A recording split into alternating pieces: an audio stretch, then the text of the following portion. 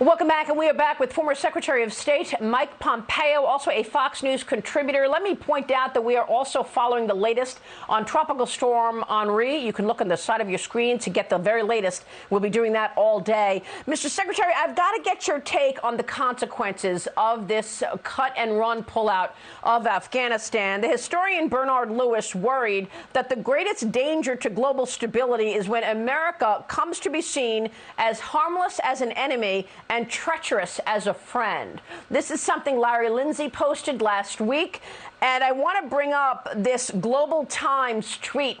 This, of course, the Global Times is the international mouthpiece for the Chinese Communist Party. And as soon as we saw the cut and run out of Afghanistan, the editor-in-chief of Global Times tweets this: after the fall of the Kabul regime, the Taiwan authorities must be trembling.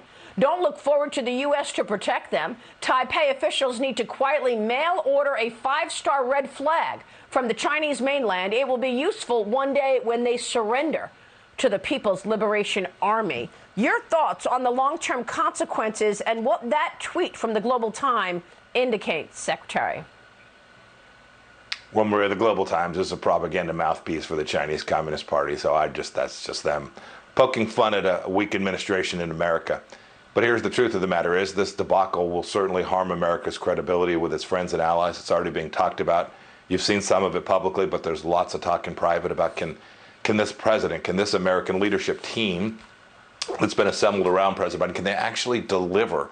And so my wisdom would be this. So this is an enormous amount of damage to American credibility. How about starting today to rebuild that credibility? You can think of half a dozen things off the top of your head that could begin to demonstrate to the world that we're not harmless. Indeed, we're powerful. How about this? Walk away from the negotiations in Vienna. Tell the Iranians, nope, we're done. We are out. How about this? Help the Taiwanese close on some of the defense and trade deals that we started with them. Start actually delivering those weapon systems. Same for the Emiratis. We have an F-35 sale with them. Why don't we move that forward? Demonstrate that we're going to be good partners to the Emiratis. If you're President Zelensky in Ukraine, you have to be worried. How about if the United States began to work closer with the Ukrainians to make sure that we were going to prevent Vladimir Putin from taking another chunk of Ukraine like they did under the Obama administration? How about this, Maria? How about announcing today that we're not going to show up in Beijing for the Genocide Olympics? We're not going to send our kids there and become supplicants to the Chinese Communist Party. These are the kind of things that world leaders are looking for. They're looking to show American resolve and strength. I hope that the Biden team has it within them to deliver on these kinds of clear actions, not just words, but actions that will convince leaders around the world that we remain a strong force, a strong partner. And that'll tell our adversaries a lot, too. It'll tell them that you cannot challenge the United States without real costs being imposed on you. All incredibly important analysis. Why aren't we doing what the French government is doing, going in there and getting Americans out the way they're getting their French out? It's been a long week, Maria, but I have to tell you, maybe the most disheartening moment was when I heard our Secretary of Defense say that we didn't have the capability to do that. That is nonsense. That is nonsense. I'm a veteran. I know the capabilities of our young men and women. We could deliver just the same way the friends in the United Kingdom are delivering for their people. To hear that defeatist mentality, to say that we don't have the capacity to do that, first of all, it's untrue. What they have not demonstrated yet is the will to do this. I hope they'll find that. Yeah. I hope they'll find that steel, that resolve. I pray that we get all these Americans home. We have an obligation, a solemn obligation, to make sure that we're able to do so.